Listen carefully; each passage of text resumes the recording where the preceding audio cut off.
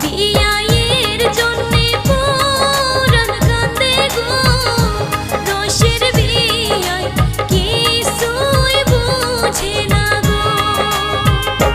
সবই বুঝি ও সাদের বিয়ান গো, তোমায় ছাড়াই আমি কিছুই বুঝি না গো। বিয়া